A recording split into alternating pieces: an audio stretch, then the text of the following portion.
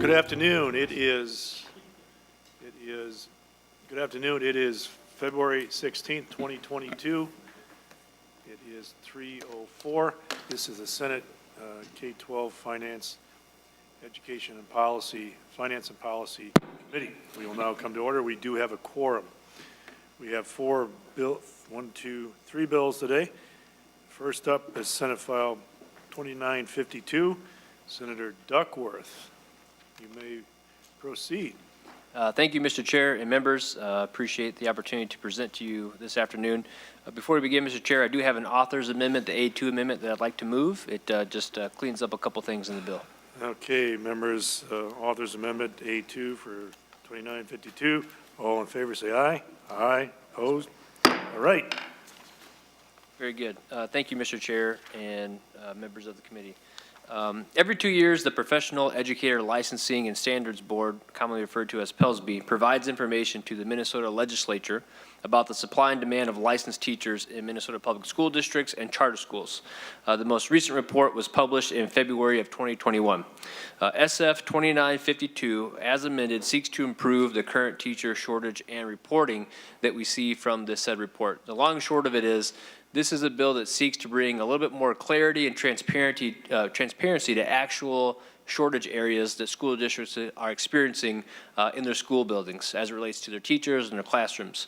Mr. Chair, I have some testifiers here today that will further elaborate on this bill, what it does, and the need for it, if that would be appropriate at this time. And I'm also happy to answer any questions.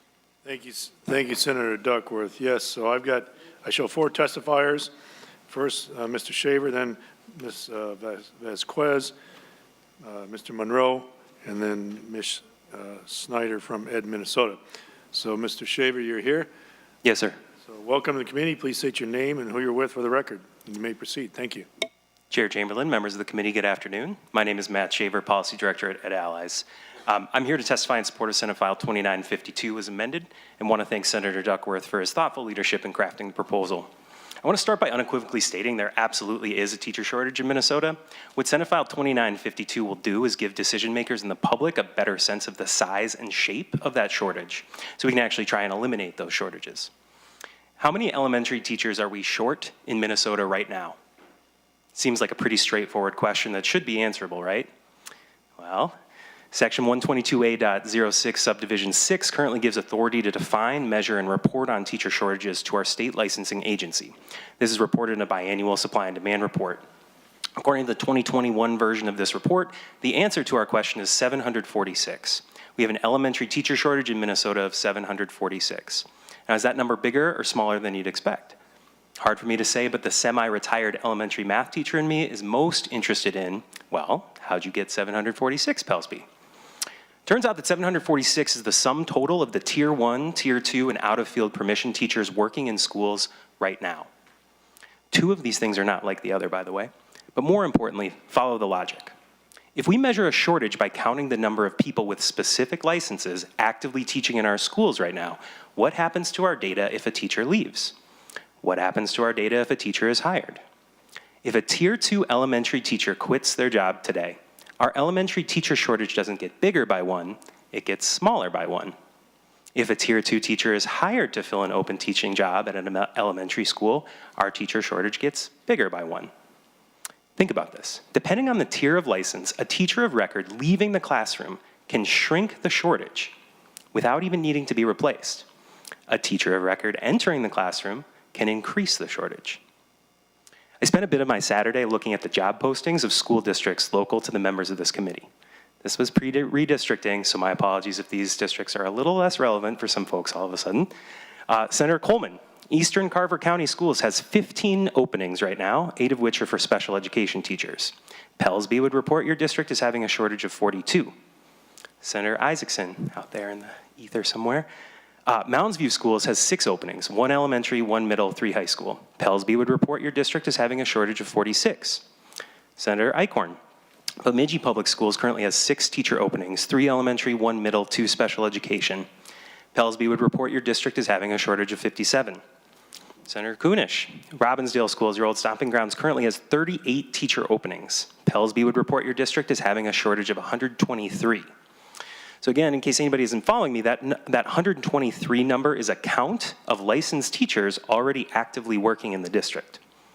Senator Newman, Hutchinson Schools has 6 unfilled positions, 2 elementary, 1 high school, 2 special education, 1 EL. Pellsby would report your district as having a shortage of 21. Senator Swedzinski, Eden Prairie has 11 job openings for licensed teachers at the moment, 3 elementary, 5 middle, 1 high school. Pellsby would report your district as having a shortage of 19. Chair Chamberlain, White Bear Lake Schools currently has 6 openings, 2 elementary, 2 high school, 1 special education, and 1 EL. Pellsby would report your district as having a shortage of 23. Senator Weger, ISD 622 currently has 27 job openings, half of which are for special education or EL positions. Pellsby would report your district as having a shortage of 136. Senator Duckworth, Lakeville currently has 12 openings, 4 elementary, 1 middle, 2 high school, 4 special education. Your Pellsby shortage would be 38. Just for good measure, my old district, Minneapolis Public Schools, currently has 62 job openings for licensed teachers, 18 elementary, 14 middle, 5 high school, 18 special education. Pellsby would say MPS has a shortage of 374. One last time, 374 is a measurement of licensed teachers working in the districts, and we have decided to call that the shortage. 374 equals the 282 Tier 1 and Tier 2 licensed teachers in MPS and the 92 also licensed teachers working in the district with an out-of-field permission. In just these 10 school districts, there are 189 vacancies right now. What's that number for our state? Connecticut reported in December 2021 that they were 1,000 teacher vacancies statewide. And if they can figure it out, I know we can.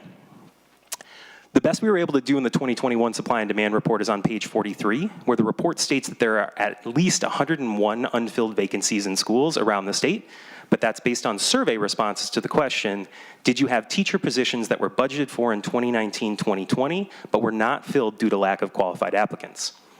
We don't know which positions actually went unfilled. Tier 1 and Tier 2 teachers are essential, not just to the function of schools, but to the students they serve. 26% of teachers with a Tier 1 license are teachers of color.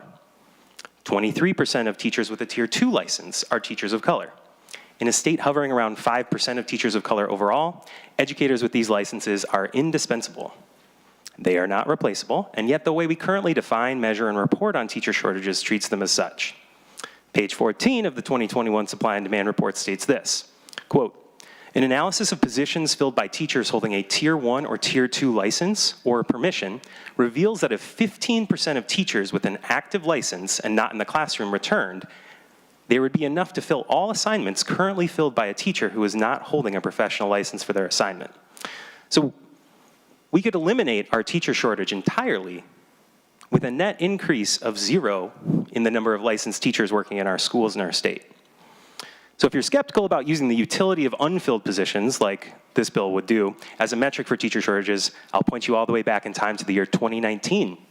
In that supply and demand report on page 15, Pellsby listed the top 8 teaching roles that districts reported as being unfilled. In 2017, the supply and demand report asked by license area which vacancies could not be filled, but there was not a clear definition of what a shortage actually was in that report. Both the 2015 and 2013 supply and demand report defined the teacher shortage solely by the number of special permissions granted. The 2011 supply and demand report defined shortage areas based largely on perception of shortages by district leaders. Have we made any progress in closing the teacher shortage in the last decade in Minnesota? How has the pandemic impacted pre-existing teacher shortages? I legitimately have no idea. And I think that's a problem, and I hope you do too. I have to believe we can have a more sophisticated and nuanced approach to this issue. Part of what has been contributing to the problem is a lack of guidance from the legislature on how to think about, define, measure, and report on these shortages. In the last 10 years, there have been inconsistent definitions, differing data collection, and incoherent formatting of this critical report. We don't have meaningful baseline data to make comparisons with. How can we see and learn from progress when there's this much inconsistency? How would we even know if a shortage was closed? I have to believe there's consensus that we all want our schools to be fully staffed. Senator Duckworth's bill would create a useful definition of teacher shortages by needing to base it on unfilled positions, would align the shortage area list with what the legislature passed last year for the purpose of teacher shortage grants and teacher loan forgiveness grants, and require additional useful data to be collected in the supply and demand report so we could use it to address the shortages. It's supported by district and admin organizations who would be supplying the data, like AMSD, MSBA, and MASA. I'm happy to answer any and all of your questions. Thank you all for your time, and thank you for your public service. Thank you, Mr. Shaver. I think we're going to run through these testifiers, and then if there's some questions, we can bring them back up. Thank you, Mr. Shaver. Next up is, I believe it's Ms. Vasquez, and then we have on deck Mr. Monroe, and then Ms. Snyder. And I see Ms. Vasquez, you're online? I see you.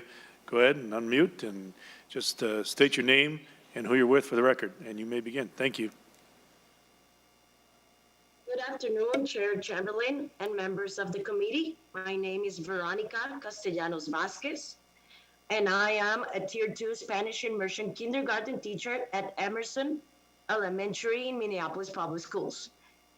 I'm here to testify today in support of Senate File 2952. I want to express my gratitude for the opportunity to speak to you today about teacher shortage and licensure. As I mentioned earlier, I'm a Tier 2 licensed teacher after completing a Master's in Education in Bilingual Programs with the University of Minnesota. And after many years as a teacher, earning an award as a Fox 9 Top Teacher in 2019, and 9 years as a bilingual associate educator, I still don't have my Tier 3 license because I haven't been able to pass the content exams. Every day, I wake up at 5:30 in the morning to get to school at 7 to welcome my students and families. And when my students and families come to my classroom, they don't see a teacher that has a Tier 2 license. They see a teacher that cares and loves their children and knows how to teach kindergarten. Someone who will go the extra mile to create a loving learning environment. A committed teacher dedicated to serving our next generation of bilingual students. I would like to invite any legislator on this committee or anyone from PELBS to come and see what I do, the love I have for my students, and the hard work I put in each day. I do not have my teaching job because of the teacher shortage. I have my job because my students need me and they deserve me. I have worked very hard to become the teacher I am today. When I found the way we define and measure shortage areas as a state, means that my presence in the classroom is seen as adding to the teacher shortage. I feel disrespected and unvalued. I don't need to be replaced with a Tier 4 teacher. I need people to come and fill the 62 open teaching positions in Minneapolis Public Schools right now. Please help eliminate the teacher shortage by collecting data on the number of unfilled positions. Thank you for your time today. Thank you, Ms. Castellanos Vasquez. So I just want to confirm, you're a Tier 2 teacher with credentials. And how long have you been in the classroom teaching? I've been 5 years. This is my 5th year being a classroom teacher. Thank you very much for that. I just want to make sure. Thank you. Yeah.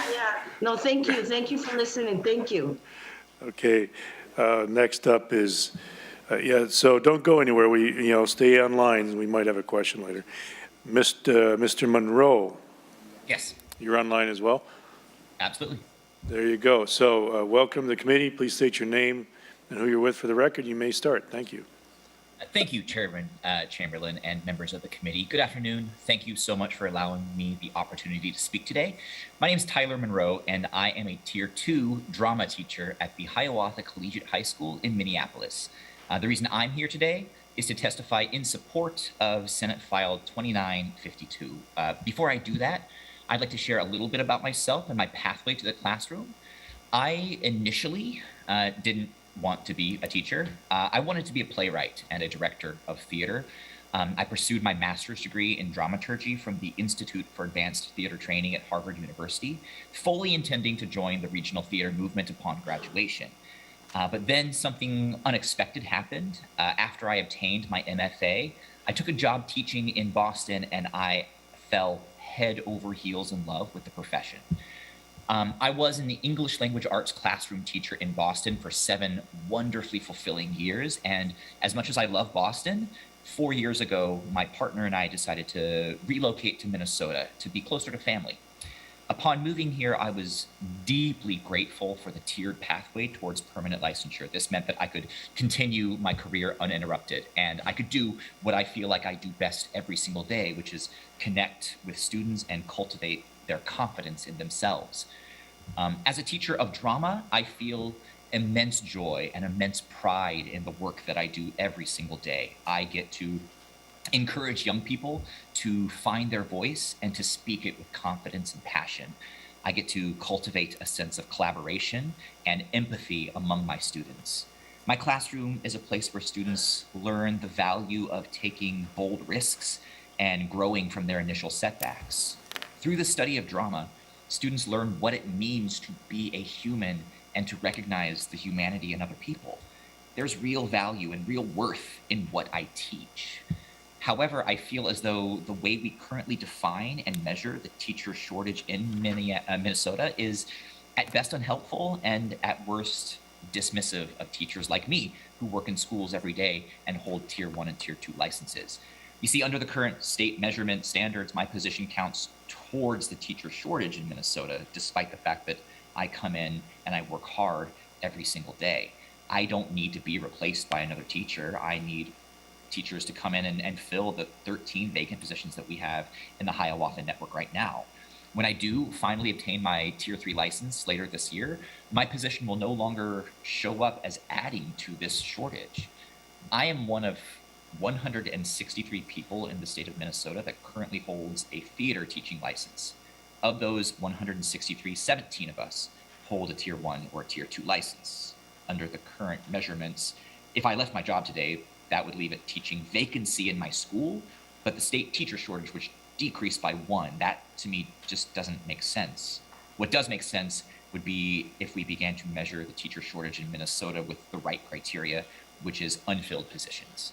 So I ask you again to support the passage of Senate File 2952, and I thank you so much for your time today and the opportunity to speak this afternoon.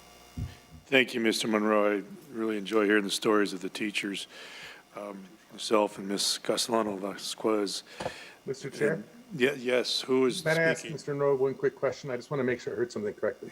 Oh, so is that Senator Isakson? Oh, There you sorry, are. this Go is ahead. Senator Isakson. Go ahead, Senator Isakson. Sorry. First of all, I love watching teachers who are excited about teaching talk about teaching. As an educator myself, I know what it's like to nerd out on that feeling, and it's pretty exciting.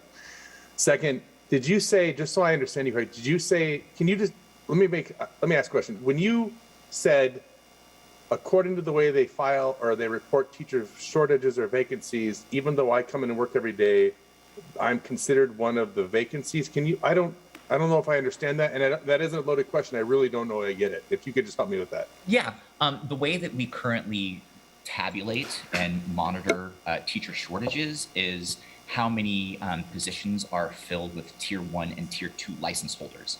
And I currently hold a Tier 2 license in the state of Minnesota. Mm-hmm. I end near the end of my my 3-year teaching under the Tier 2 license this year, and I'll be able to file for a Tier 3 at the end of the school year. And as a Tier 2, you don't count as a teaching spot? Is that what you're saying? This is the understanding that I have, yes, that I count towards the actual teacher shortage in Minnesota. And are you, as a Tier 2 licensor, a member of Education Minnesota? I am not. So you have to go to Tier 3 before you become a member, or eligible to become a member, right? It's Tier 1 and 2 that's not. All right, that's super helpful. Thanks for your time, and I really appreciate the work you do. Happily, thank you. Thank you. Is this comparable to the cat in the box, the quantum physics thing, that it exists, but it exists and it doesn't exist at the same time? Schrodinger's cat, is that what you're referring to? Yes, right, exactly. Thank you. Next up is Ms. Caitlin Snyder at Minnesota. Welcome to the committee. Please state your name and who you're with for the record. Thank you. Thank you, Mr. Chair. Mr. Chair and members, my name is Caitlin Snyder, representing Education Minnesota. I'm here today just with a number of questions about what this bill would look like, not speaking for or against the bill, and especially the comments from Mr. Schaefer. Ms. about- Snyder, could you pull the microphone a little bit down? Maybe that'd help. How's this? Yeah, thank you very much. Okay, thank you. I'm out of practice. Caitlin Snyder, Education, Minnesota. And we're just here today with a number of questions about what this bill would do in practice. So the testimony from Mr. Schaefer talking about sort of the funny math about how if a Tier 1 teacher left the profession, we find that very compelling about how it would sort of have an inverse effect on the teacher shortage. And I want to thank Mr. Monroe and Ms. Castellanos Vasquez for speaking to their experience today. One potential suggestion we have on this bill that it might be a more complete picture of the teacher shortage if we included Tier 1, Tier 2, out-of-field permissions and jobs where we were not able to find a successful teacher candidate. And not to spend too much time on this, but it could use a little bit more diving into because not all out-of-field permissions are the same level of out-of-field permissions. So an out-of-field permission could be, I'm licensed to teach 2-5 elementary, and I'm going to teach first grade or sixth grade. That's not that out of field, in my opinion. But it could also be an elementary education teachers teaching in special education. And in my head, that is a teacher shortage if somebody not trained in special education is being asked to teach in special education. So it could use a little bit more diving into on the nitty-gritty about the details. I also just have some questions about how this would impact some of the lower incidence special education fields. So, for example, perhaps 5 applicants. I think a lot of districts would be excited to get 5 applicants to apply for a deaf of hard of hearing position. That's completely different than an elementary education position. So just having some thoughts about what a sufficient pool would look like for some of the lower incident professions as well. And I just wanted to thank everyone for your time today. Thank you. This is refreshing. So on one hand, we do have a problem with data and accurate counts. So do I hear correctly, Ms. Snyder, that you recognize that and we're willing to make some tweaks to correct that so we have a more accurate reading of the data and the reports? And Mr. Shaver was back there nodding his head a little bit while you were speaking. So are we at that point, Ms. Snyder, we could do that so we get a better count and better data? Mr. Chair, I think it would give a bigger, more complete picture if we also included the positions that went unfilled. And I would state that we should also be including the Tier 1 and Tier 2 and OFPs at this point, at least until we have just some time to make that change. The impact of doing this change overnight would be that we would artificially look like the teacher shortage is gone, right? That we would artificially go from a number of hundreds of people for each school district that Mr. Schaefer mentioned earlier to, just a few dozen. And I don't think that's the desired effect of what's here. So perhaps some sort of transition time, having some more thoughts about that. And I will also say, if Pelsby is gathering information about unfilled positions and what these postings were, from our opinion, gathering information about what the posted pay and benefits for the unfilled positions would be helpful as well during a tight labor market. So I have one last quick comment and a question for Senator Duckworth. So the comment is, you just mentioned briefly about the transition and making sure there's not this cliff where we might fall off. But I think it would be all right because the only people that will be reading that data and trying to understand it would be people in this room or listening to this. It's not going to be the general public. So I get your point. So maybe Senator Duckworth, as we like to say in this building, is this something you can work with? Are you okay with some of these thoughts on this? Mr. Chair, absolutely. I think as we're running these reports and gathering information, the more information we can get, the better, especially if it leads to a more accurate sight picture of what we're dealing with. All points are well taken, willing to have conversations and get additional feedback. But to your point and to Mr. Schaefer's point and other testifiers' points, just getting more accurate information is going to help us determine where our true shortage areas are. I just want to say this bill is it's not meant to question the tier system by any means. It's not meant to question Pelsby and the current reporting that they're doing. It's just to help us gain additional accuracy and context regarding shortage areas so that we can take action and improve the outlook across the state of Minnesota. Thank you, Senator Duckworth. Senator Weger has a question, then we'll go to final comment, and then we'll move on. Thank Senator you. Weger. Mr. Chair, in the virtual meeting, do we have a representative from Pelsby? Since this is a yes, we do. report going to them and they're statutorily responsible, it would be helpful before we go further to at least see if they have an opinion. I'm sure they do. I always mess up his name. We'll say Alex. Louise, you're with us. You want to make a quick comment, sir? I am. Thank you so much, Mr. Chair. Alex Leeds, the Executive Director of the Professional Educator Licensing and Standards Board. We have been in touch with Senator Duckworth. He's very open to conversation about this. Section 2 of this bill, we agree, provides tremendous data that would be helpful. Unfilled positions has been difficult for us to do in the past because of data collection for districts, but we believe with this legislation, we'd be able to put that into practice and have it as part of it. We do disagree about that it should only be unfilled positions. So our change would just be in that first section where we're defining shortage area, instead of having based on, where it's only based on unfilled positions, that it would be tier 1, tier 2, out of field permissions and unfilled positions. We could just include the word including the number of assignments and unfilled positions. I'd be happy to talk. Ms. Castellanos Vasquez actually is in a position that 1,000 tier 2 teachers are in, where they are trained, ready to be tier 3 teachers. It's just the tests in Minnesota that are preventing them from moving to a tier 3 teacher. She should not be in a place where she is considered a shortage. The Pelsby had a bill last year that would do away with those tests and allow her to immediately become a tier 3 teacher. So we believe there's that nuance that isn't in the data right now, and we'd love to be able to figure out how to help break some of those pieces up. Thank you, Ms. Louise. Thank you. So ultimately, we do have a challenge. I think we're going to clarify this language, and I appreciate the comments and the input, but we got to clarify it because certainly the intent of the legislature and the language was not to not count a body that's actually there and come to a different number. We're not smart enough to do quantum physics here, so that wasn't the intent. So Senator Duckworth, we're going to lay this over, and then you can work with the interested parties to fix this little problem so we can get an accurate count and better data. So I thank you very much. So members. Mr. Chair? Yes. I just want to thank you for having it be laid over and then to let the impacted parties work it out. So thank you.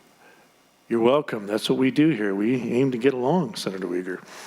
So with that, members, Senate File 2952 as amended be laid over. Thank you.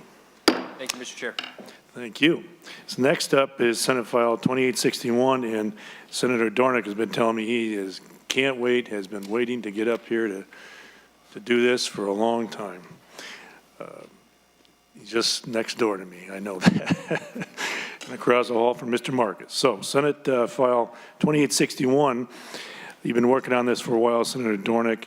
We did have a discussion about a version of substitute teacher, short call sub teacher requirements last year. We did have one on the floor.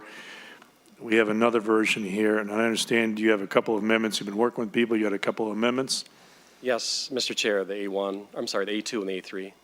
A2 and A3, I have to be reminded too, council staff, this was a new bill, wasn't it? Okay. All right. So we're going to take A2 as an author's amendment, members. That's in your packet. The A3 is not in your packet. So, oh, we got the A3 too. We got here in time. So A2 is an author's amendment. All in favor, say aye. Aye. Opposed? Okay, why don't we, you got the bill now. We'll take the A3 amendment, which would not technically be an author's amendment. And what is that? Can you tell us what that is, Senator Dornink? A2. The A3. I don't think I have it with me. And if you We do have. Oh, here it is, sorry. Okay. Can you tell us what it is? Otherwise, school dis- council. Thank you, Mr. Chair. A school district or chartered school must not allow a person to substitute teach until the statewide portion of the criminal background check is complete. Okay. So members, that is the amendment A3. Any discussion on that? Mr. Chair? Senator Weger. Thank you, Mr. Chair. I speak in strong support and thank Senator Dornink for adding this.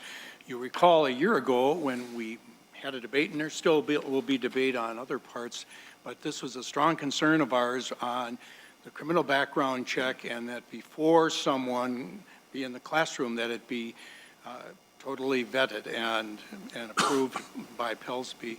So this is important, and maybe we can continue to make further needed changes.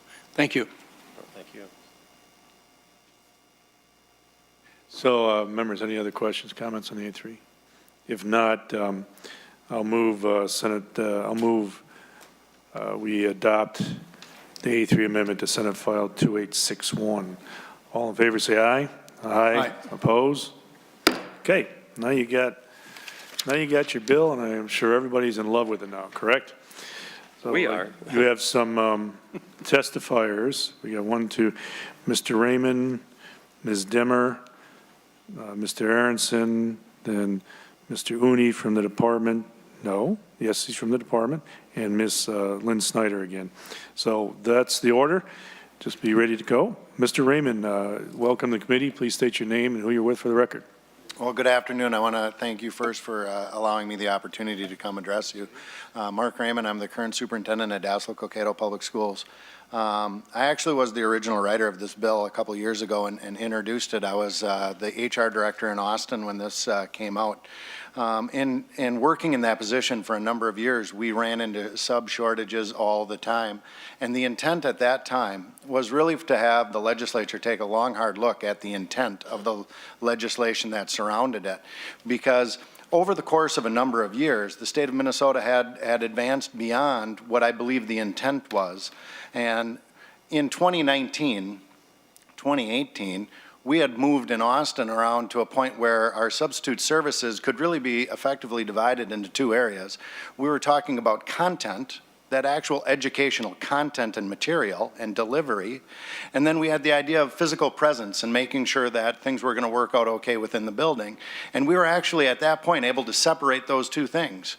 And I think now, more than ever, every school district in the state of Minnesota is able to actually separate those two things. On most days when we have a sub in our building, it isn't because the content is missing. The content of our teachers is actually present. Our teachers do an absolute wonderful job of representing their content and material online, through various materials, through various directions, so that the students still have access to it. So that when we talk about the original legislation and saying that somebody had to have a 4-year college degree in order to walk into a school to be a substitute server, the idea was that they were going to be a content delivery expert. We're no longer asking them to fill that role. Our teachers that we hire, our teachers of record, are doing that every day, even the days that they're not present.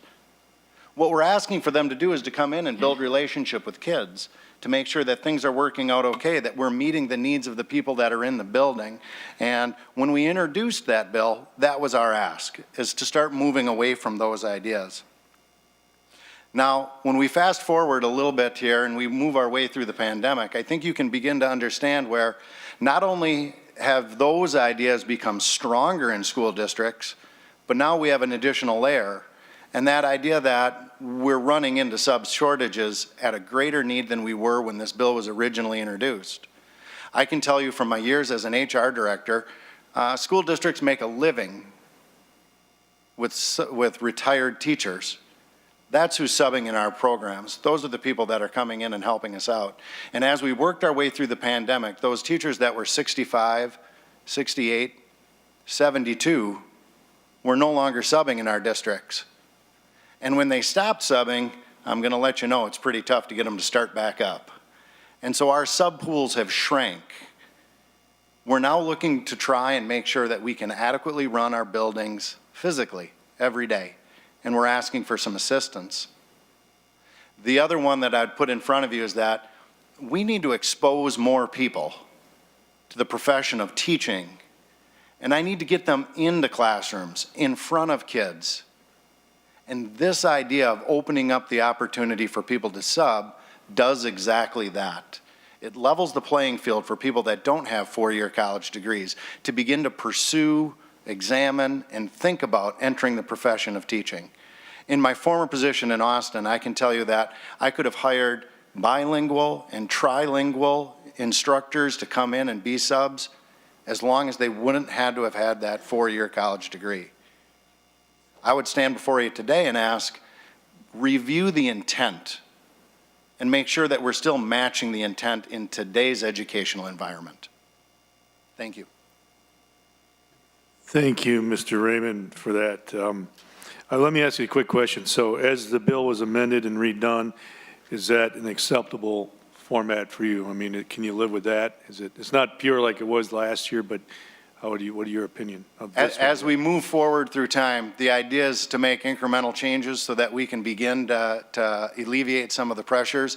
And at the moment, it increases our ability to hire and bring in new faces into our building. So yes, at this point, any change that we can get in order to increase the number of people that are actively working in our buildings is acceptable. Okay, thank you, Mr. Raymond. Next up, Ms. Demmer, and I believe you're online, correct? Welcome to the committee. Please state your name and who you're with for the record. You may begin. Thank you. Well, thank you, Chair Chamberlain and committee members. My name is Kristen Damer. I'm the Executive Director of Human Resources and Operations for the Moorhead Area Public School District. I'm speaking today in support of Senate File 2861 to modify requirements for short call substitutes and provide some flexibility and relief to school districts, teachers, and students. I speak as a school administrator, but also with the support of MASPA, MSBA, MREA, and AMSD. Moorhead's a rural district that sits on the border of Minnesota and North Dakota and is considered to be part of a three-city metro area, Fargo, West Fargo, and Moorhead. And while Moorhead has a population of approximately 44,000 people, the area in total has around 200,000 people living and working in both Minnesota and North Dakota. Moorhead's current student population is approximately 7,100 students, and we employ 1,300 permanent and substitute employees, and 46% of those are licensed teaching staff. And as we've seen and has been referred to, districts have had a significant substitute shortage over the last few years. In Fargo-Moorhead, this has been exacerbated by a low unemployment rate, good economic development, and significant increases in student enrollment. And while increased enrollment is a very positive result of our community growth, it creates a strain on the availability of licensed teachers, which also affects our pool of individuals who have typically been employed in these positions. So data in Moorhead. Over the past year, average subs needed, or average subs that we've been employed per day is about 59. The average subs we've been down per day is 29, and the average total subs needed per day is 88. The highest amount of subs needed, or average subs per day is 80, where the lowest is 29. Down, we were up to 68, and the lowest 1. And the highest day we had of substitutes needed was 142 substitutes, where the lowest was 33. Our highest fill rate, meaning we had a substitute for every teacher who needed, was 95%, and that was in September. Our lowest fill rate was 50%, and that was in January. Our average fill rate is around 69%. For context, when I first began in 2012, our average fill rate for teachers was approximately 92%, and has slowly fallen since that point. Of course, COVID has made that worse. The lowest fill rate looks like in actual openings. It looks like 134 teacher positions total. 68 were filled by subs, 66 were unfilled. 66 classrooms with an unfilled substitute is approximately 1,700 students in our system without an identified teacher for the day. That would be approximately 2 of our elementary buildings who have somewhere between 30 and 33 sections of kindergarten through 4th grade students in each building, not having a licensed substitute in the building for the day.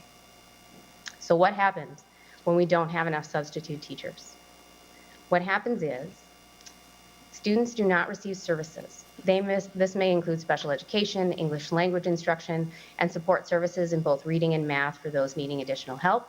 It may involve splitting one class of students among other classes. So I have one class of 25 and I split that 25 students among two other classes. It may look like doubling classes. So two classes of 25 now becoming a class of 50, regardless of grade or subject. And also large group supervision, placing students in cafeterias or theater spaces with one or two supervising adults.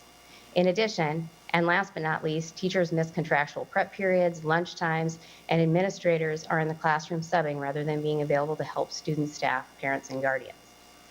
So partially why I speak today is that we have this unique challenge on the North Dakota-Minnesota border. We're competing for the same licensed and short call substitutes.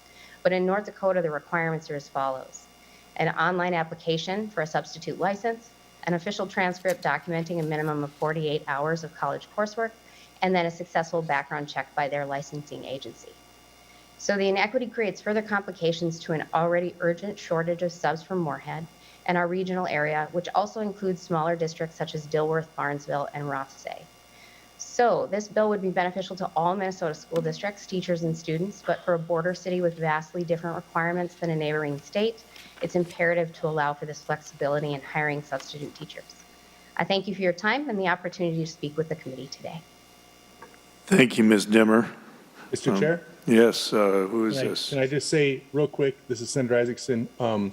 Go Spuds. Moorhead's my hometown, and it's always great to see a fellow Spud. Thank you.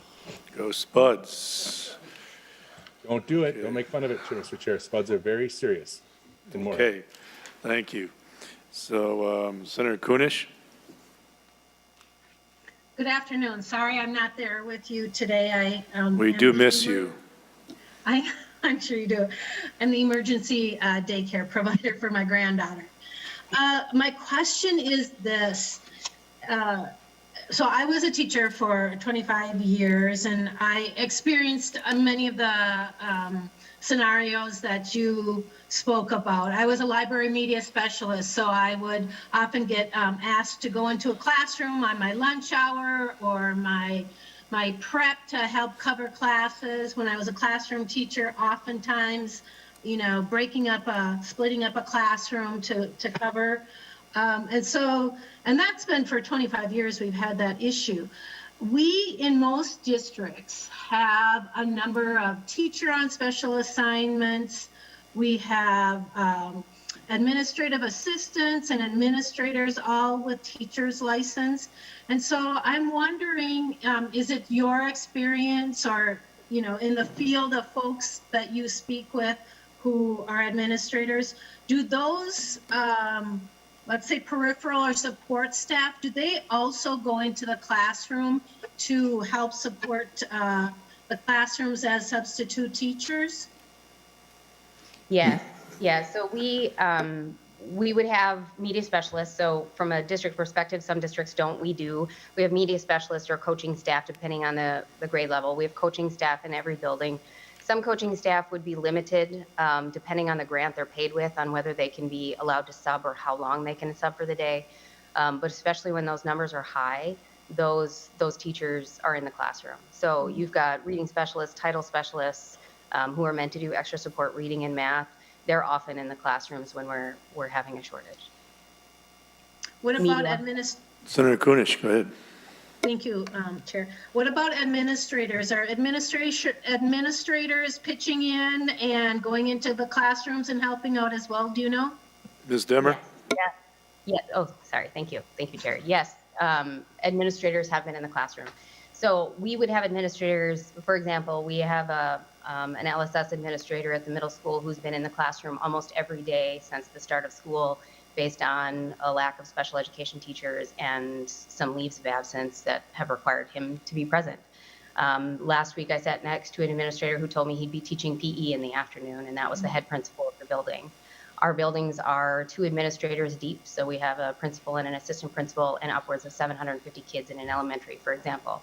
So when the principals are in the classrooms, that limits them from being able to help in other classrooms, and that's another, you know, that's another concern we've seen this year with an increase in behaviors and such. But yes, administrators are in the classroom as well. Thank you, Ms. Demmer. Senator Kunish, okay, we move on. You got it? Okay. Thank you. So next up is Mr. Erinson. Welcome, Mr. Erinson. I thought you retired too. Thank you, I'm Mr. not making any suggestions, just Thank you, welcome. Mr. Chair. Please state your name for the record and who you're with. Thank you, Mr. Chair and members. And at some risk, I would say I'm a spud as well. But my name is Roger Erinson. I represent the Elementary and Secondary School Principals Associations. These two organizations represent 2,000 elementary and secondary principals throughout the state of Minnesota. We're here to testify on behalf of Senate File 2861. First of all, we want to thank Senator Dornink for bringing this bill forward, for authoring it. This committee is well aware of the challenges that have faced schools over the past 2 years. The pandemic has actually exposed some of the vulnerabilities that we have. The shortage that we have in subs isn't something new, but the pandemic has exacerbated this. And the number of people that are interested in coming back to substitute teach is getting smaller. You've heard some discussion here of the large numbers from the HR director out of Moorhead. I just spoke with one of our elementary principal leaders who, I said, what is your normal complement of subs? And he said, normally we'd have 6. And what I have now is 2. And the question of our administrators in the classroom, everybody's in the classroom. I think all of the teachers that are on special assignment, all of the principals, if you talk to anybody in the school right now, we are getting, it's all hands on deck for purposes of covering the shortages that we have currently that's going on as a result of the absence of subs. The bill underscores, and it's been changed now, but I think it's good for the committee to look at the differences in background checks. School districts do a lot of background checks that are not governed by PELSB. The coaches that we hire, you know, the volunteers that we hire, and a lot of those background checks, we can hire people while the background check is pending, and then we can discharge them if it comes back and it's negative. I think the author has decided, Senator Dornink has decided that we would say, listen, you have to have that background check completed before the person's going to come. That raised, for example, the comfort level of Senator Weger and others in this, noting the PELSB letter. But I do want to say, we do a very good job with the background checks that we do in these other areas as well for keeping kids safe. And there's no question that we all agree that student safety is a priority at all times. If you had school principals here, they would tell you that we have 2 primary goals. One is that we keep kids safe, and number 2 is that we educate them. So we want to thank you for bringing this bill forward. Anything that we can do to help address the shortage that we have in substitute teachers, we really support. Thank you, Mr. Chair. Thank you, Mr. Erinson. Thank you very much. So next up is Mr. Rooney. You're online, I assume? Mr. Chair, thank you. Members, my name is Adosh Rooney. I am the Director of Government Relations at the Minnesota Department of Education. Thank you for the opportunity to provide some comments on Senator Dornink's bill here today. First, I want to thank the Senator, the Chair, and the committee for having this conversation around the need for filling the shortage of substitutes due to the pandemic in a more expeditious manner. As you've heard from others, and as you know, the pandemic has exacerbated a number of issues facing our workforce globally, and more specifically here shine a spotlight on the workforce shortages in education. Our schools are facing a crisis like we've never seen before, and our workforce is stretched thin prior to the pandemic, and now it is truly meeting a breaking point. So knowing this, it does behoove us to find some immediate relief for our workforce, so that we can focus on doing what they do best, and that's meeting the needs of each and every student. And so you know, I'll focus a little bit on what some thoughts around the bill, and then maybe some solutions. And first, well, Section 2 of the bill is getting close to being a fix that provides a quicker route to substitute licensure, while also providing the parameters to ensure there are proper and consistent checks and balances statewide for personnel we have in front of our children. It is unfortunately overshadowed by Section 3. Section 2 would possibly be rendered irrelevant if Section 3 were to pass with this in this package. First, I do want to be clear that we are in agreement around expanding the pool of eligible candidates like this bill creates, probably with just a few tweaks, but we're pretty close. Our original concerns were to first focus on the lack of background checks before a sub would be in the classroom, but it looks like the author's amendment to require this background check to be completed before a substitute can be teaching in a classroom would go towards fixing that, and is definitely a step in the right direction. We're still analyzing what time frame this creates for the substitute process and kind of some of these issues that Mr. Erinson just brought up around the difference between the one that Pellsby does and the one that is done by the districts under the statute 123B.03. But the issue still remains that Section 3 allows districts and charters to bring in a substitute while not requiring a license by Pellsby to track and make public any misconduct that may happen, which, while is relatively rare, is a serious thing that we need to be able to know about. As the posted letter from the Professional Educator Licensing and Standard Board states, without the authority endowed by the licensure process, an individual could indefinitely move from district to district without a public record of their actions. And this bill would remove any ability for the board to hold this individual accountable for violations of ethical practice or prevent this individual from moving to a different school. So, if the author is willing to require the state background check to be completed before a subcommunity classroom, it would add no more time to require a submission to Pellsby for a license that could be issued pending that background check. This would allow Pellsby to track any misconduct and for it to be public, which the parents and the community deserve to know. And in fact, the governor has already appropriated federal funds to make sure that Pellsby has adequate staffing and the IT changes to expedite the issuance of these fast-track sub-licenses. And these funds do support a bill that the House has already passed to their floor that would have a district or charter and sub-applicant jointly apply to Pellsby for this short call substitute license. And then Pellsby would have 5 days to issue this license, again, pending the state background check, which is one of the longer components of the process. But the district would have to provide proof that it had started its local background check in its application. And that was the local background check is, again, the background check that Mr. Erinson had referenced in his comments. And so that approach in the House bill would bring the current time for processing a license from 3 to 7 weeks down to about 5 days. So we'd encourage the Senate to limit we would also encourage the Senate to consider limiting this process to 1 year, just to meet the immediacy of this crisis rather than the 3 years in the bill, and to come back and address if this is necessary going into the future. And then in addition to subs, I would just note, we also need to address the pressures on our core of teachers of record. And so there are some common sense solutions that the Senate could adopt for increasing permanent teachers, like grace periods for new teachers to pass MTLE exams. This has allowed new teacher candidates who have graduated a prep program but still need to pass any MTLE exam, like pedagogy, content, or basic skills, to teach on that license for an additional year while they seek to pass those exams. And this would go a long way to reducing barriers to entry. And then also allowing teachers with lapsed licenses to teach again while giving them a little bit more extra time than they currently have to meet relicensure requirements, so that this would reduce barriers to re-entry back into the profession. So both would be really good additions to the bill. So I'll just wrap up my comments by just saying thank you for the opportunity to provide some insight into the bill today. And we look forward to working with the author, the chair, and the committee on a solution that fills our sub shortage more expeditiously and in a safe manner. Thank you. We have two members with quick questions. We'll go to Senator Isakson first. Mr. Chair, are there more testifiers? Yes, we have Ms. Snyder. I'm happy to wait till the end. Just put me on the Thank you. Okay, and so Senator Weger. Okay. Ms. Lynn Snyder, welcome back. You know the routine. Thank you. Thank you, Mr. Chair and members. My name is Caitlin Snyder with Education Minnesota. There are teacher shortages everywhere in the nation, including in our neighbors.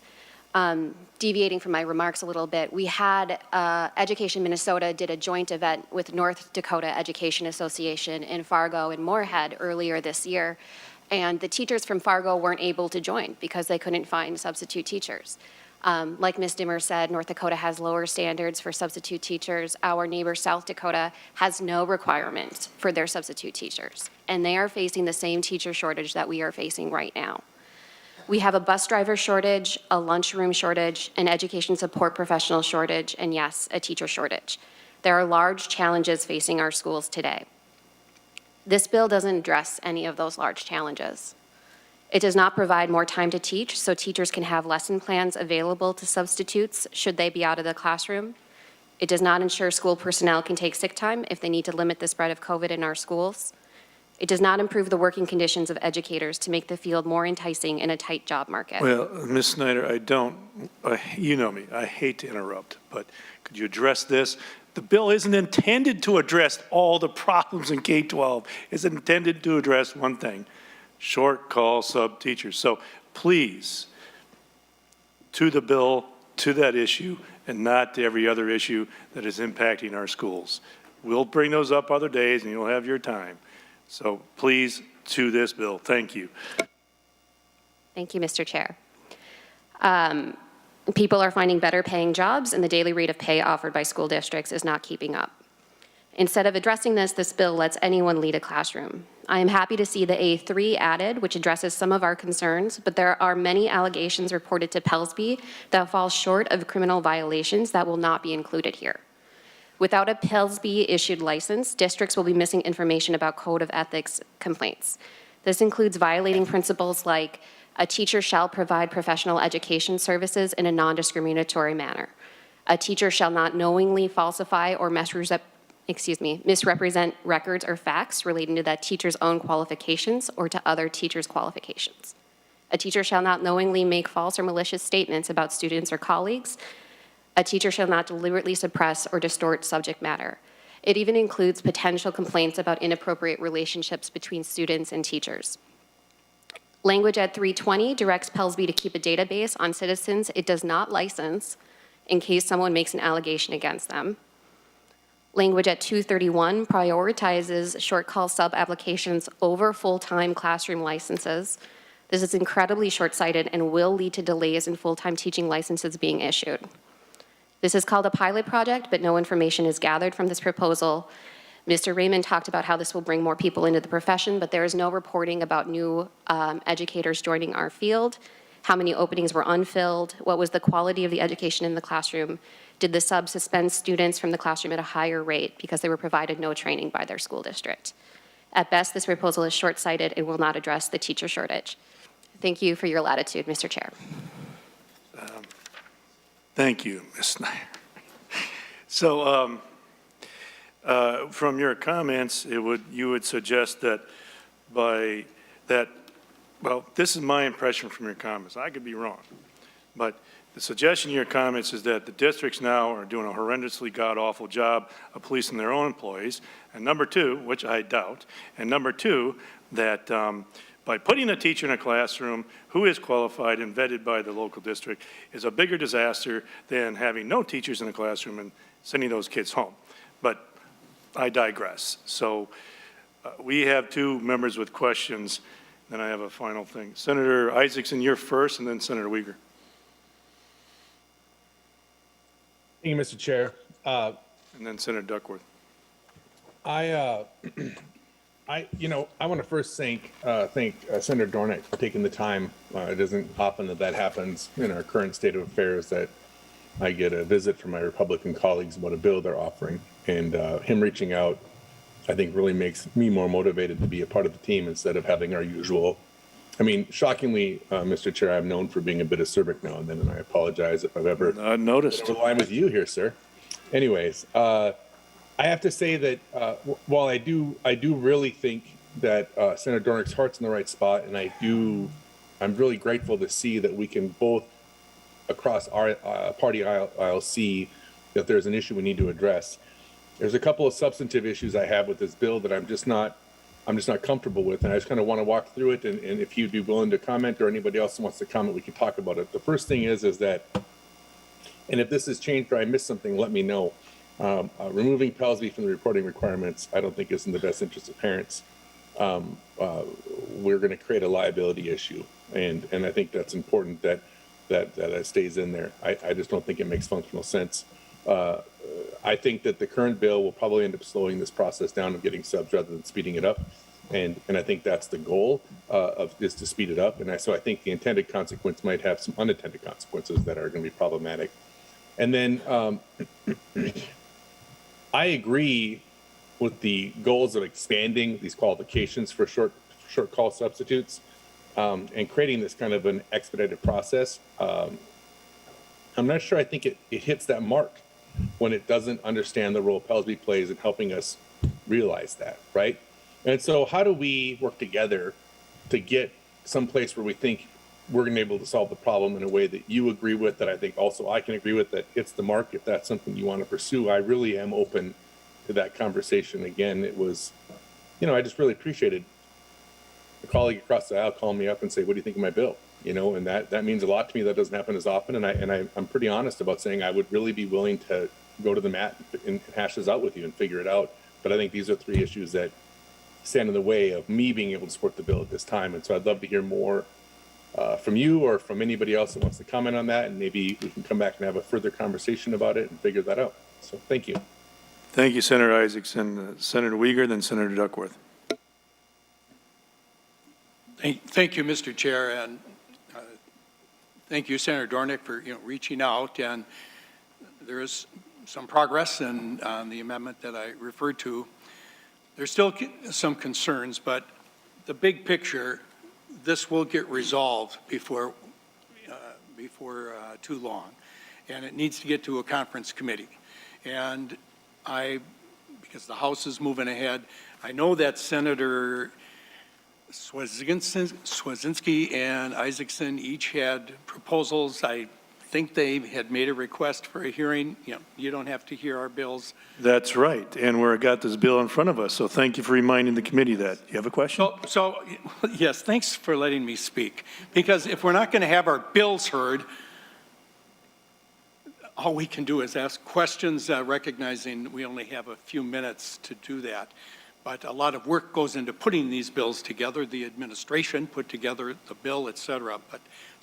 We will ask questions. But that said, Section 2 of the bill, or the part for the pilot program, yes, let's do that.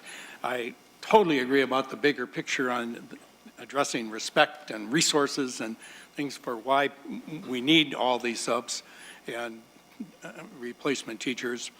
But I want to just focus on one point now. And it's a very important point. It's at page 3 at line 3.20 to 3.23. And this is a section on reporting complaints against a substitute teacher hired, et cetera. You can read it. 3.20 to 3.23. And on its face, yes, there should be reporting. However, if you read the letter from Pelsby and some of the testimony we heard from Mr. Rooney, from Ms. Snyder,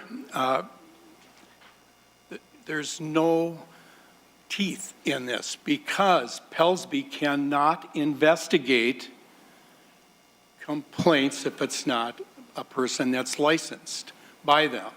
So while a person may have passed the license or the background check, and I know districts are trying as hard as they can, and we are in a crisis, but sometimes you could have a member of staff doing inappropriate things to students.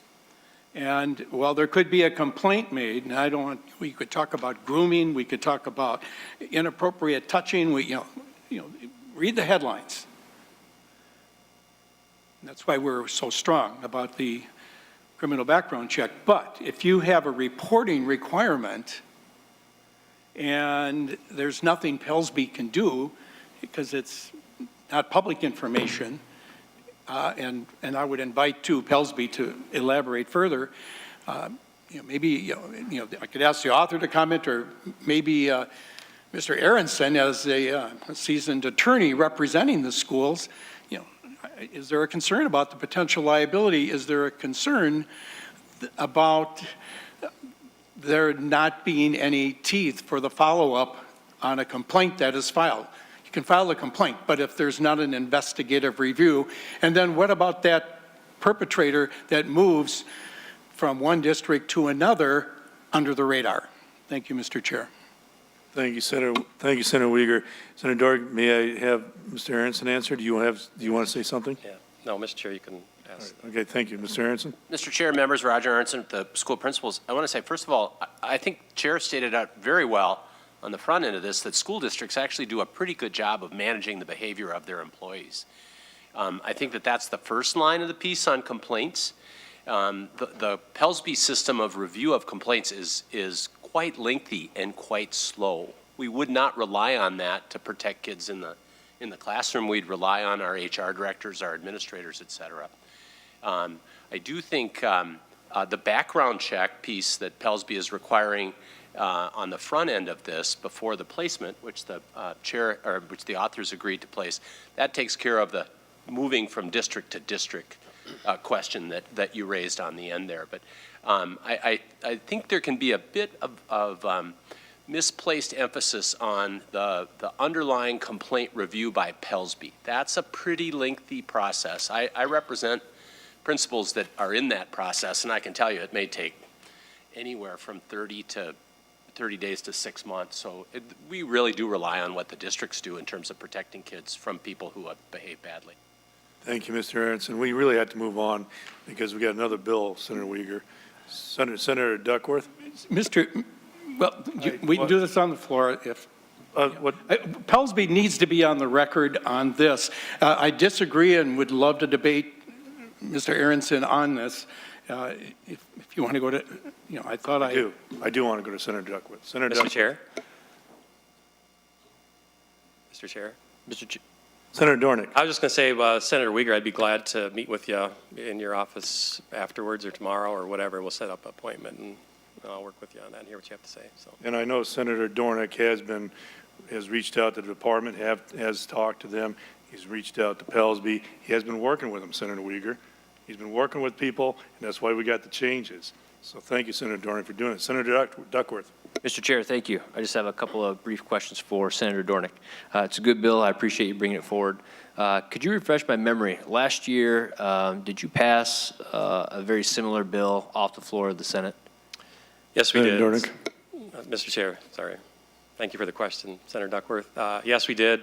We came to the committee and went through, and there was such an urgency to it that we brought it back and we brought it to the floor because this is what the districts have wanted. I reached out to every school district in my, every school district in my district, and heard no negative. All of it was positive. Please get this done as soon as possible.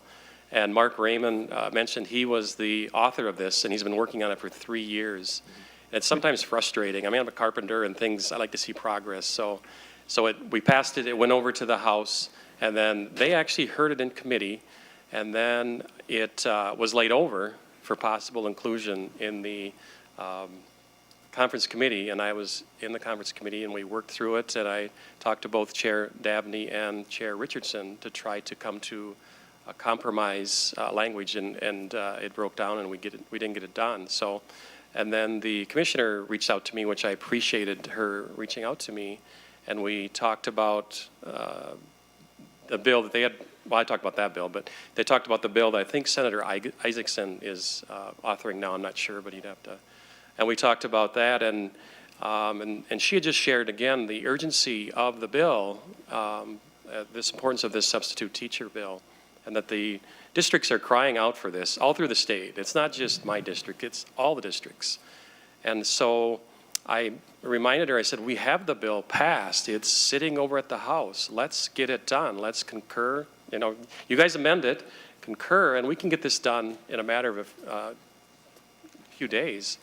So, yeah, so now we're going this way, and I have to give a appreciation to Representative Patricia Miller that's been working really hard on this, and she worked with Pelsby, and it was my understanding that we had the compromise language in this bill that we have, that part 2 was Pelsby and our part was 3, and that we had language to get this thing through.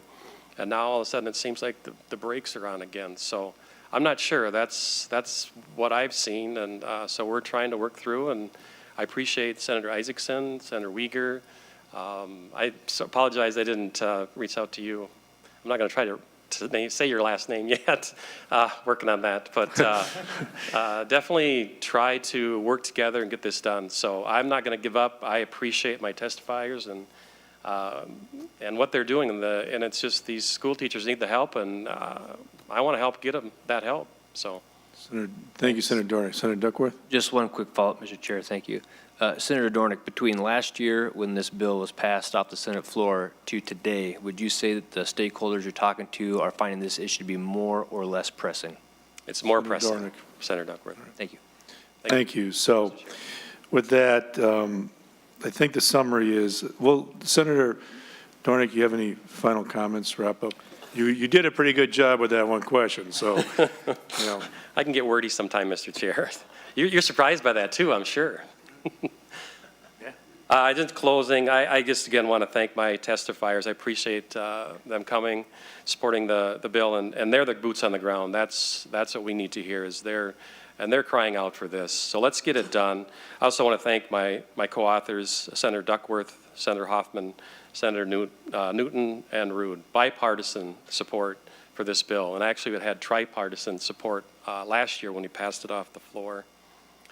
The last comment I just want to say is I'm just asking that you please consider this and let's get this done. And I thank you for the time of the committee, hearing the bill. Mr. Chair, members, I hope you can support this bill. Thank you. Thank you, Senator Dornink. You have been working with the stakeholders. This has not happened in a vacuum. It is urgent. Everybody knows how to find Senator Dornink. If you have thoughts and concerns, I suggest you reach that way. But he has been talking to the stakeholders. This has not been done in a vacuum or in the dark behind closed doors. One final thing, we're not going to talk about this long, but there is a fiscal note, so it does have to go to finance. And you out there in the world may wonder, well, why would it have to go to finance? They're not doing nothing. Pellsby isn't being asked to do more. So why does it have to go to finance? Well, the fiscal note came back, well, since we're not doing nothing, we're going to charge you $364,000 for doing nothing. Because we might have had something if we did something. Then we would charge you more. But because we're not doing nothing, we got to give up some revenue. So it doesn't cost them a dime, but it's been scored that way, and we don't argue with the fiscal folks. We're going to send it to finance, no worry. But, I mean, that's some of the odd stuff that happens here. It's just silly. We don't count teachers that are in. We charge something for doing nothing. It's like the old long-distance service. Well, you don't have it, well, you got to charge for it. Anyway, that's my last 30 seconds. So, members, this bill, as amended, be approved and sent over to finance. All in favor, say aye. Aye. Opposed, nay. Okay. It goes to finance. Thank you for your work and the effort on this, Senator Dornink. Really appreciate it. Well done. Thank you, Mr. And thank you, testifiers. Okay, that leaves me.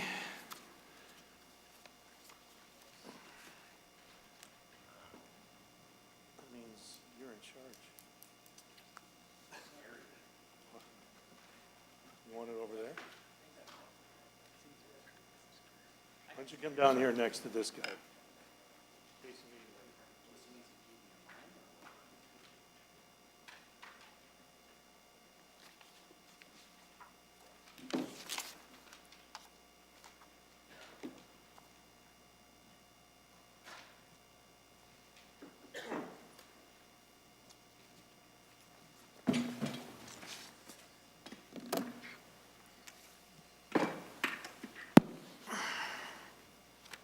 All right, so next up we have Senate File 2872. Senator Chamberlain, do you have an amendment? We have one amendment. This is an author's amendment. Yes, Mr. Chair. All right. Since it's an author amendment, all those in favor of the A1 signify by saying aye. Aye. All opposed. The motion does prevail to 2782 as amended. Yeah, so members and Mr. Chair, the amendment just went from 33 million down to 30 million. We're subtracting what was already in the pot for the K-12 educators and teachers. So members, 2872 is similar to the bill we passed last year. You recall last year we passed a grant to be given to the Department of Education so that that money could be used exclusively, $3 million, for funding training of educators in letters, a professional development for literacy, to put it short and easy. This what that did is just a finite amount of money, $3 million. This is intended to cover all K-5 educators and others who might need the funds to get the training. So there would be no worry about K-5 educators who wanted to get the letters training to get the letters training. It goes into the bucket and to be administered the same way, same process that MDE has used for the current letters program. I will say, I will thank MDE, the department, for getting this done and getting it rolled out effectively and efficiently and getting it to the teachers in a timely manner. So I'll thank them for that. So this adds on to it. It'll sit in the bucket until all those educators get this. So members, Mr. Chair, that's the bill. We're just going to add to what we approved and passed bipartisanly last year for teachers. Sounds good. Thank you, Senator Chamberlain. So we'll go to the testifiers then. I have Keenan Jones from Hopkins School District. Let's see if is he on there?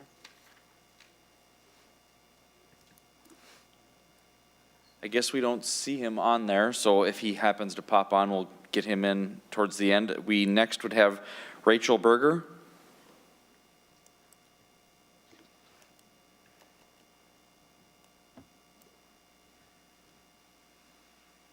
Welcome to the committee, or welcome back to the committee, I should say. Just state your name for the record and go ahead and get started.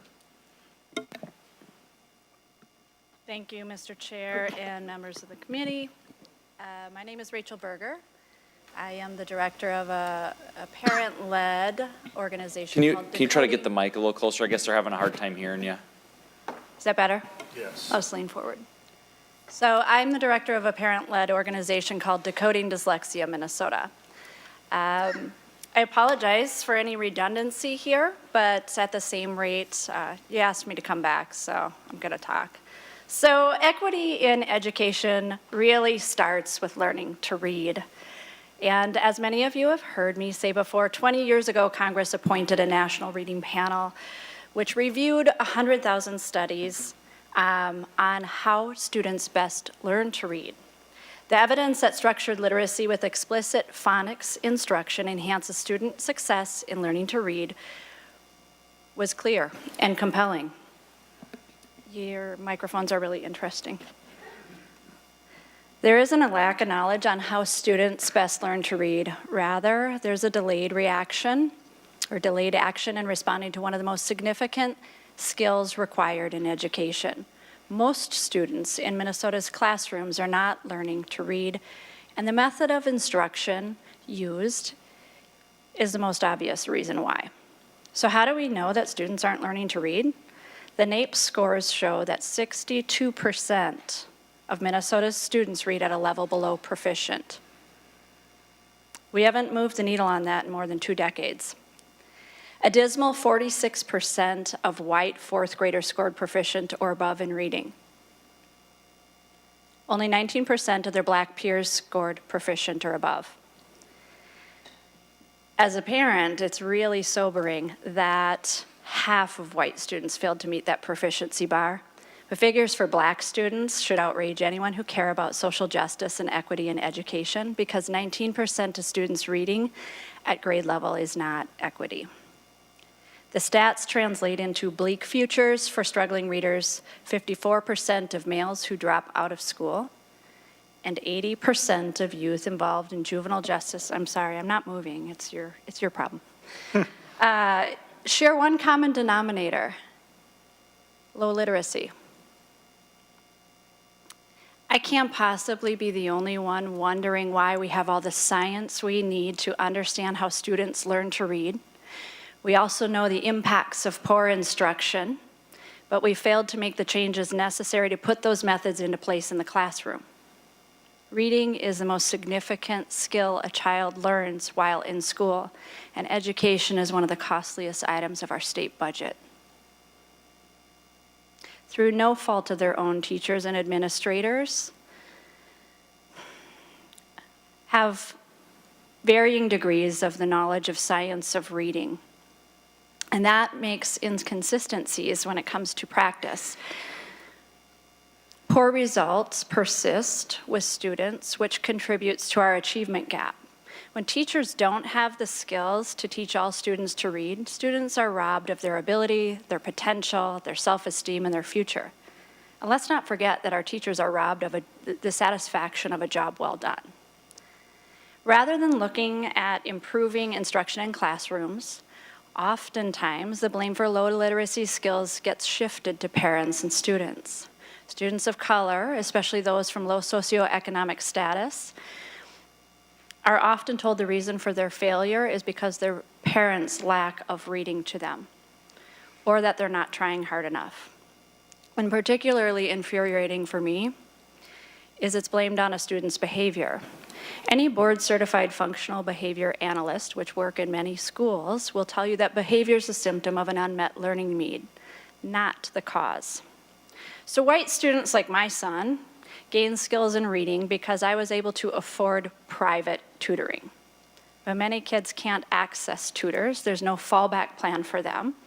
And I guess I'm really kind of questioning how we can possibly have equity in education when we privatize literacy to this degree. I understand deeply that educators and schools are feeling understaffed and overburdened. But we're placing more burden on them by not giving them the tools to teach more students to read within the classroom. If we did, we'd reduce the burden on intervention programs, special education services, and behavior supports. Since our organization began working on literacy in 2013, we've been working to get teachers the training they need to teach more students within the classroom before reading failure starts. Our focus is on teacher professional development in the science of reading. And last year we advocated for $3 million for the LETTERS program. This enables educators to take a very well-supported professional development. This is not a curriculum. It's a professional development that enables them to use the curriculums they've already chosen in their district and reach more students within that gen ed classroom. The enthusiasm for the opportunity was immense, and almost 2,000 educators will become trained by next year. This should signal to all of you that the interest level to learn more and to do better by students is significant.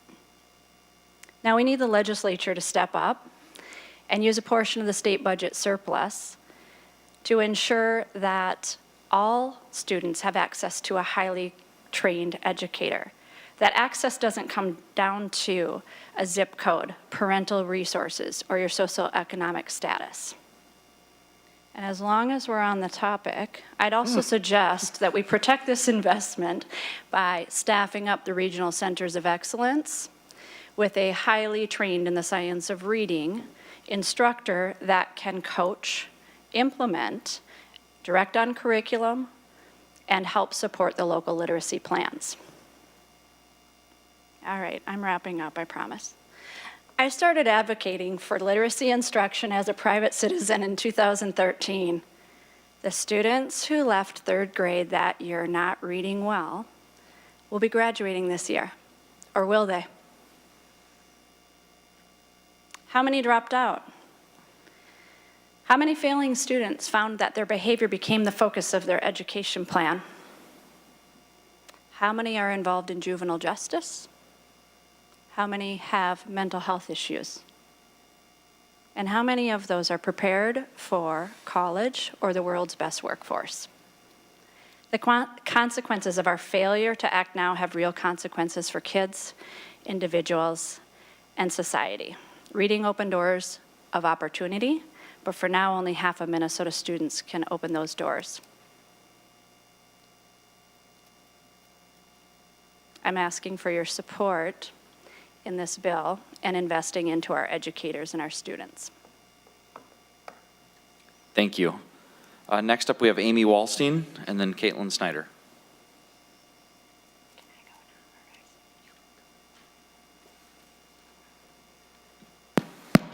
Welcome to the committee. Just go ahead and state your name for the record and go ahead and get started.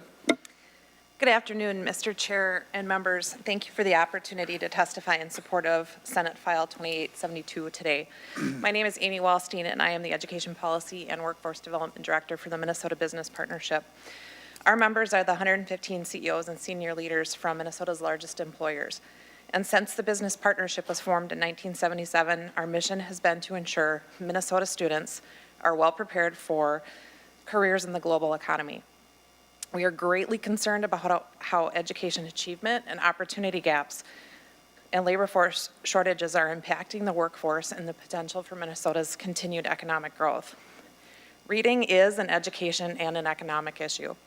Early literacy proficiency opens up doors for students, both in academics and in life. However, the disparities in reading proficiency here in Minnesota are startling. We saw the data and we heard the stories here in committee last week. MBP's Education Committee has been exploring what's happening nationally to accelerate reading proficiency in other states. And the common denominator in places where reading proficiency is improving is the commitment to evidence-based reading instruction for kids and alignment of science of reading curriculum and instruction. We believe Minnesota can take great strides towards providing evidence-based reading instruction to all students by deploying the LETTERS training program to all K-5 teachers. Our path forward in Minnesota is to make this a training available to everyone.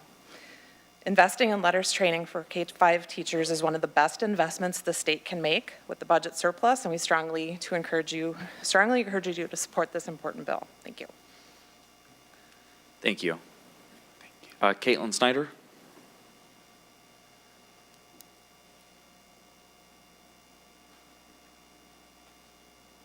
Welcome back. Thank you, Mr. Chair. Mr. Chair and members, my name again is Caitlin Snyder with Education Minnesota. We support high-quality professional development, and we support the science of literacy, and we are happy to testify in support of Senate File 2872. See? It's a good bill. As the bill moves along, it could become a little bit better. Mark the tape. First, depending on the size of the appropriation that makes it into your final bill, it may make sense to include teacher candidates as eligible applicants for the LETTERS grants. This would help prepare teacher candidates on the science of literacy before they enter the classroom and ensure they have the tools they need to be successful as teachers. Second, some schools have recognized the value of LETTERS training and have purchased the study materials for teachers, but then have not provided dedicated time in the day to do the modules and the readings. This is a very intense professional development course, and teachers need time to pursue it. It would be best practice to have time during the day and professional learning communities to work through the materials together. This is even more important this year, as many educators have no more remaining paid time off due to COVID-19 related absences. Please encourage districts to make time for this incredibly important professional development to help our students succeed. Thank you. Thank you. I guess I should open up for questions. Are there any questions from anybody? I was going to say final comments, but you don't get to make those yet. Senator Duckworth. Thank you, Mr. Chair. I do have a question, and it kind of relates back to a hearing we had earlier this month in regard to the LETTERS program, people that had received training in the LETTERS program, and I don't know who the question would be appropriate for. Maybe if somebody from Pellsby is still on the Zoom, but I'll pose it anyway, and if they're on and they feel like they can answer it, that would be great. I remember one of our earlier testifiers who's a teacher, and I think she was also a professor, being very passionate about what she learned as a part of her LETTERS training, and she almost felt, it seemed guilty while she was testifying, that she hadn't been trained in the methods of LETTERS earlier in her career so that she could be passing it along and training it to other educators herself.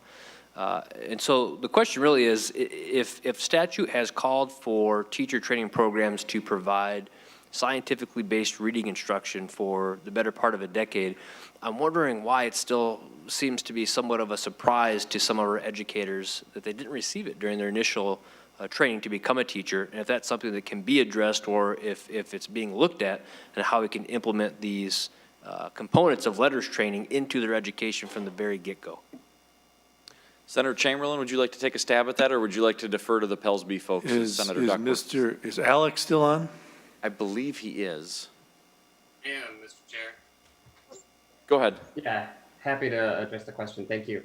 I believe the question would better be posed to MAC, the Association of Colleges of Teacher Education. We do review the scientifically based reading programs that they have as part of their renewal process, but each one uses something different. And I think questions to them and to see if the letters training would be appropriate, or even to be able to dig deeper into why candidates who have so much work that they have to do within a teacher preparation program might not be able to sort of highlight the scientifically based reading piece. It would be great for them, and I think important for all of us to understand how can we make that more important. We understand how important literacy is and how teacher candidates really should be coming out with a strong foundation in that and be able to speak to that to their other teachers. Thank you for the question. Do you have a follow-up, Senator Duckworth? No, thank you, Mr. Chair. Appreciate it. I have Senator Newman next, and then Senator Weger. I'm just curious as I look at this bill. If I understood Ms. Berger correctly, she's been working at the issue of the achievement gap and reading proficiency and the failure of it for like 2 decades. Education budget that we passed last year was, I think, the largest budget in the history of the state of Minnesota, and of that, about 40% went to education. So is there anybody in the education community that could explain to me why, if we spend another $30 million on this particular program, it's going to move the needle that Ms. Berger was referring to? The needle that we have been unable to move for the last 2 decades. Senator Chamberlain? Yeah, thank you, Mr. Chair and Senator Newman. Well, that's precisely the puzzle, and Senator Duckworth, I think, alluded to it with his question that the statute clearly states that a teacher who teaches and comes out of the programs is supposed to have this structured, phonemic, scientifically based sort of training and education from the schools. But we clearly, as Senator Duckworth also stated, and we have learned over the years as the parents have worked at this, the teachers have said we never got it. So our aim with this piece was to say, they discovered things going on, letters, that how can we get these teachers something that they can use, as Ms. Snyder, Lynn Snyder had mentioned, tools that they can use. We don't mandate it, we give them the money, say here. So the question is, why are we here? And that is what Senator Duckworth alluded to. It would seem to me that we shouldn't be here, right? And that's precisely the puzzle. But we are here, and because we are here, we are trying to find a solution. So that solution, we know letters works. It's working in Mississippi, and they're winning in all demographics. It's worked here in the state. Educators and teachers have used it. And as we heard in testimony a couple weeks ago, it has produced results within weeks and months, and they see the change. So this program is proven. I also, like many others, have questioned what the problem is and the challenge. I have never blamed the educators for this problem. Never. We have never once pointed a finger at educators. We're pointing at a system that has failed the educators on the front end and on the back end. And now, thankfully, many have come to realize that something was missed, and they have turned the tide, or beginning to turn the tide, and address it both at the higher academic level, at the prep level, with this sort of stuff, structured, scientifically based, phonemic awareness as part of it. And this letters program is in service, professional development to help those educators get that stuff that they miss. So we have the same question, and the short answer is this works. The educators got left behind, something got missed, so we're helping the educators with this tool and ultimately the kids. Mr. Senator? Senator Isakson up next. I just wanted to respond to the question from Senator Newman.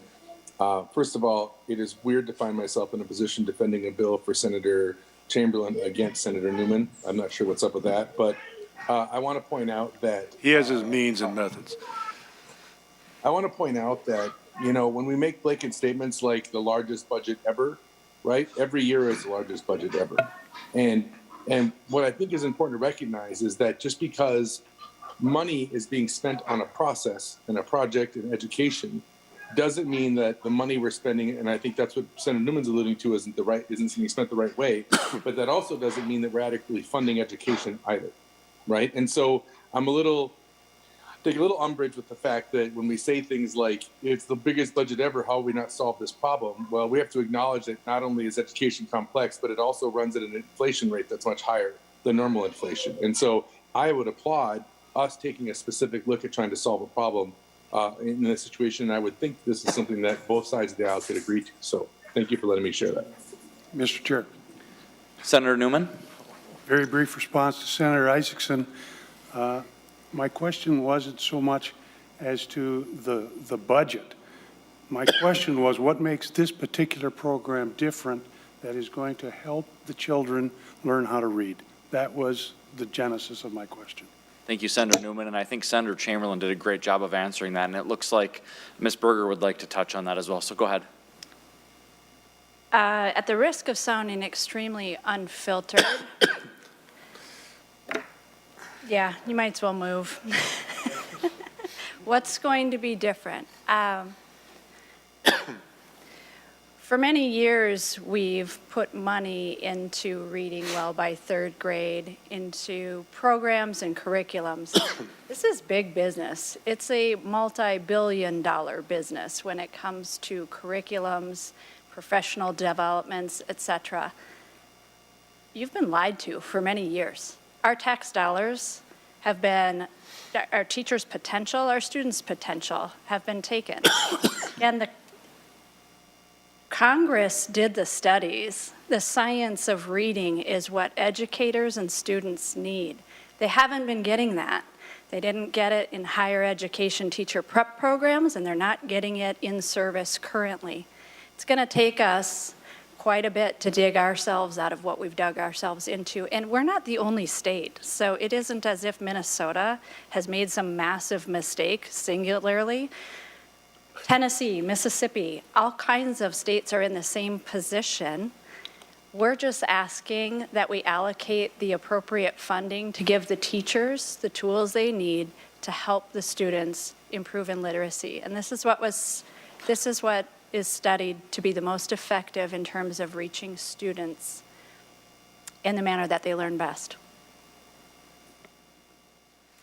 Thank you. Senator Chamberlain, I am seeing Senator Kunish does have a question. Almost missed her. Go to Senator Kunish, and I think that's it. We'll wrap it up after that. Senator Kunish. Thank you. You know, I don't have a question, but I do have a response to, you know, like what is going on and why is this happening? And I think a big part of it is you have to realize that in education, every so often, every 4 or 5 years, somebody comes up with a new plan of attack on how to get our kids to read better, or how to get our kids to do math better, how to be, you know, perfect STEM or AP students. And I was sitting here thinking about, you know, like how I learned to read. Do you remember back when you had, maybe not all of you, but we had flashcards, and it was, you know, Doug and, you know, all these flashcards. And so we had this rote memorization. And then we had to apply that to other words and then use phonetically sound things out. And I just think about, you know, the process that I have gone through in my lifetime, learning to read or to read better, you know, from phonics to rote memorization.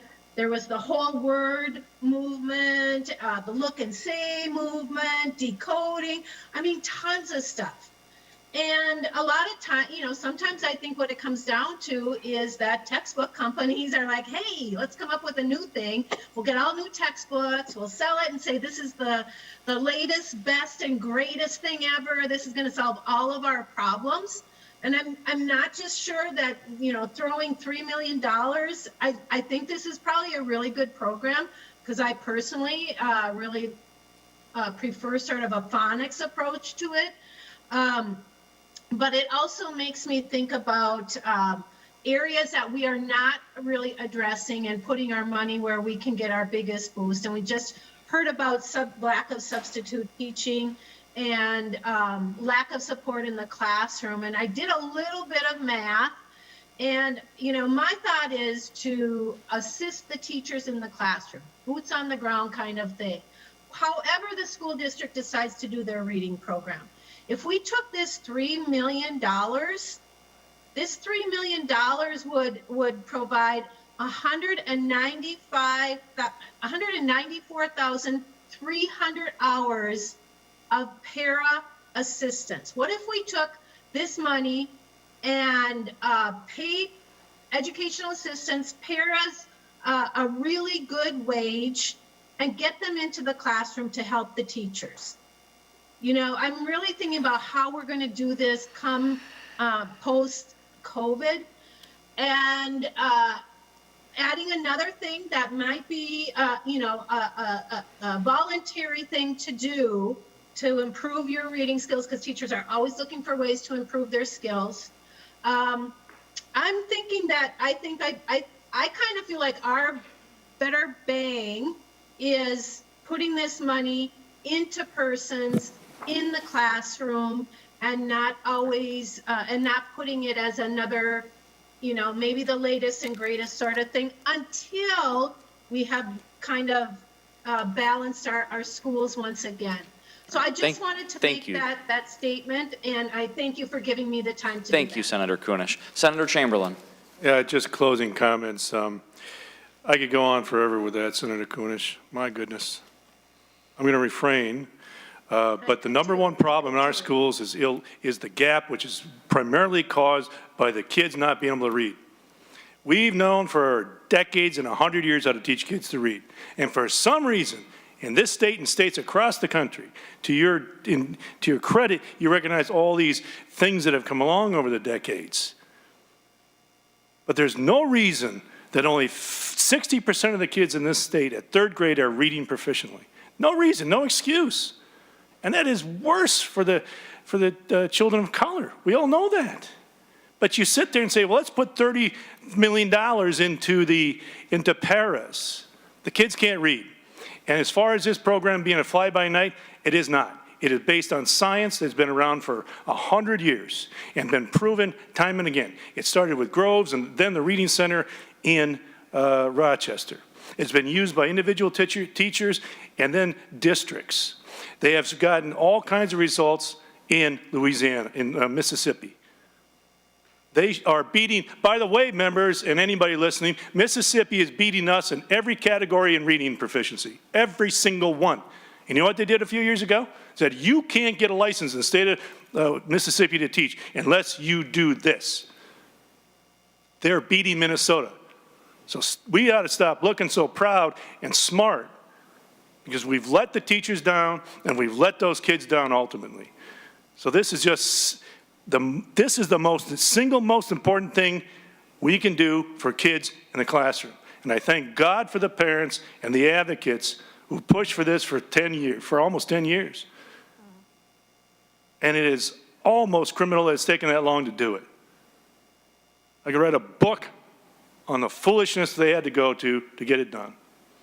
This will get results. 2 weeks ago, we had the professionals, the creme de la creme, about literacy in this state and across the country, sitting here and on Zoom telling us how important it was and how the results they've had. So this is the single most important thing we can do in the legislature this year to ensure these teachers get this and the kids benefit, bar none, no matter what else we do. That's the future. That closes the gap. That's equity. So thank you for indulging me, but this is the most important issue. I urge by the way, it has been bipartisan, and it was supported by the teachers union, as was shared earlier, and by the department. So thank them, thank the parents. It's been bipartisan because they all recognize this is one of the most important things we can do for kids. Thank you. And I think it's going straight to the floor. You want to send this to the floor, Senator Chamberlain? That's where we're going, right? So then the motion. Oh, yeah. So Senator Chamberlain, it would either have to go to finance or be laid over. Go to Senate Finance. All right, so the motion would be to pass Senate File 2872 as amended and recommended, or send it to finance and recommend that it pass. So moved. Second from Senator Duckworth. All those in favor of that motion, say aye. Aye. All opposed? The motion does prevail, and 2872 as amended is headed to finance. Senator Chamberlain. Thank you, members, and we do have a meeting Monday. We'll be voting again. Thanks. Seeing no other business to come before the committee, we are adjourned.